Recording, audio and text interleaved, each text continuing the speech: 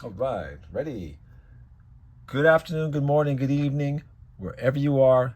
Thank you. I do appreciate it. Anytime you guys join me as I do these openings, or if I get on here and just start ranting and raving about comic books, pop culture, books, movies, Hot Wheels, collectibles, toys, all that good stuff. Thank you. I'm going to keep doing it as long as you keep tuning in. All right, guys. So here we have some more of those packs from Ollie's. And I've got a couple here to show you. Now, the thing about Ollie's when I went last time, there's a lot to go through, like I said in my last video, and there just wasn't enough time to go through everything. And I'm going to share with you a little picture here.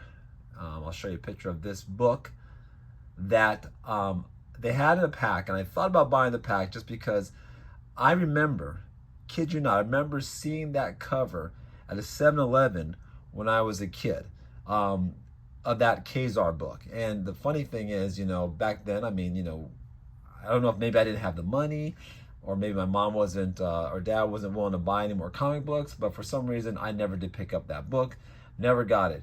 And I saw it in that pack. I really was tempted to pick it up, but in all honesty, it's a $5.99 pack, and that's really probably a $1.50 comic book. And so it really didn't make much sense, spend that kind of money just to get that comic book, especially since the condition of it probably wasn't all that great in the bag to begin with. But I just thought it was funny, and it just brought me back to those days, when I used to shop at 7-Eleven for comic books. And when Kazar, I was like, what is Kazar? I just saw this pretty cool looking cover with this cool looking griffin on it, and I thought it was awesome. But just want to drop that on you that a lot of the books that you find in these packs, they go back a ways. They go back a while. A lot of modern books, but they have a lot of older books as well. So here's what we got today. We're going to open up one of these. We have Superman Unchained with Jim Lee art. And then we have The Walking Dead All Out War. You see this is a trade paperback. All right, so there's that one there. Then we have the Indomitable Iron Man with I believe this is Lucio Perillo. I might be saying his name wrong, but a really good cover artist and actually a really good interior artist as well. He's done a couple books and his interior art is pretty good. In fact, I like his interior art sometimes better than the painted covers just because he does a lot of really good movement and facial expressions. So he's a really good artist. And this book here, he's doing the cover art for, not the interior art. So I did a little research, before I picked this one up.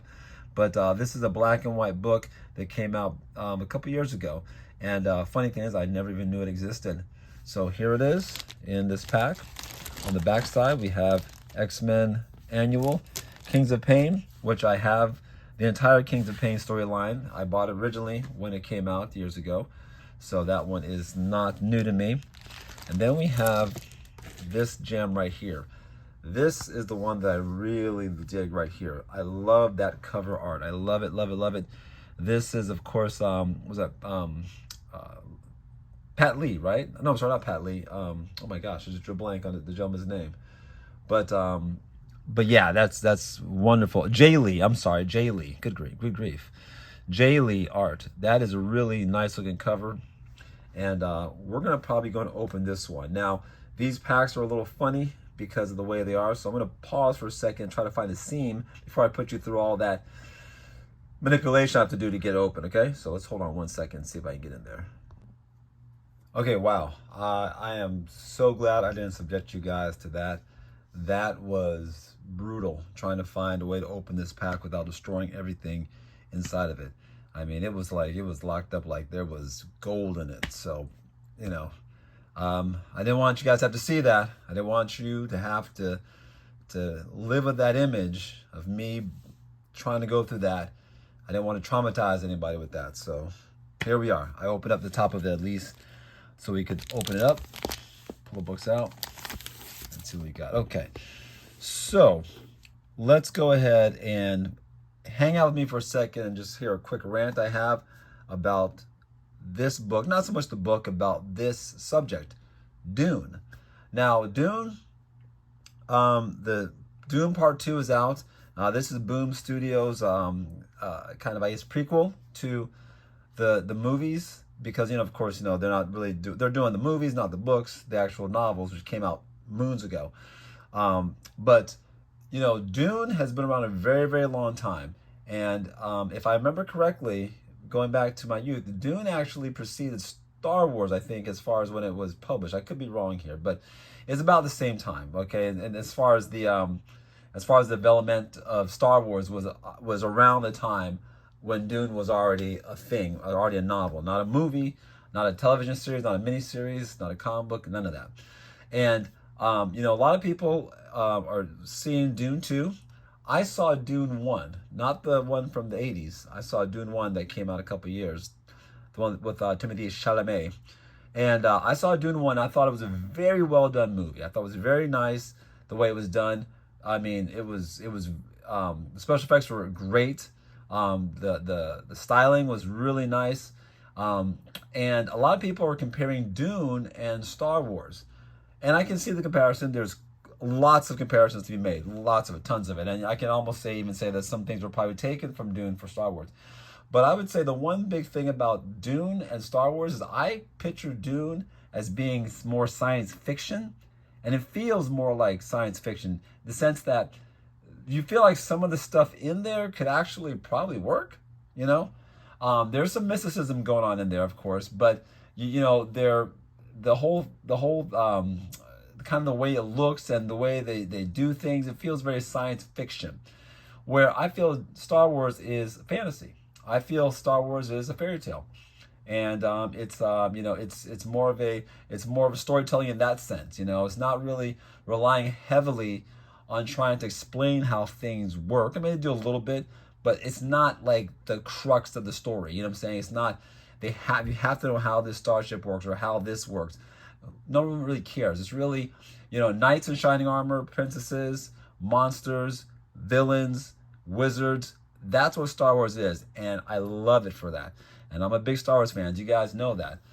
Star Wars, that's what it is. And Star Wars is one thing, and I think Dune is another. Dune is science fiction, and it's very good science fiction, at least. I mean, I gotta tell you, it's that first movie, to me, it was a little slow, but it looked beautiful. I have not seen part 2 yet, and I'm that guy. I'm waiting for it to come on HBO Max. But in the meantime, I have this nice book here, issue 2, House of Atreides. I can go ahead and get a little bit of the backstory of the House of Atreides. Okay, so there's my rant for this video. So we have this issue here. Wonderful cover, beautiful, looks good. All right, and we have another Boom book. This is a variant, Eat the Rich. Let's flip it over. Okay, there you go, Eat the Rich, by Boom Studios. I've heard of this book, and I don't think I'll be reading this book. Not really a subject matter that I'm really interested in, to be honest with you. I'm not into that stuff, so we'll put that one to one side. All right. Then we have, what is this? Firefly by Boom. All right, another variant cover. Whoops, hold on one second, guys. I have to pause for a second.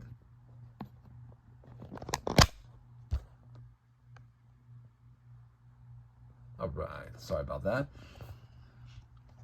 I had a little issue with the phone. So we have Firefly, another variant. Okay, number 4. Then we have Young Justice, Superboy, Truth Revealed. All right, so this is Wonder Comics. This is, of course, DC Wonder Comics, when they're doing their whole thing with the younger demographic. So that's Young Justice. And of course, the one that we saw on the other side of it was this nice Fantastic Four by Chris Claremont and La Roca and Night of the Werewolves. So, interesting book. I do remember for a minute there that Chris Claremont did write some Fantastic Four books.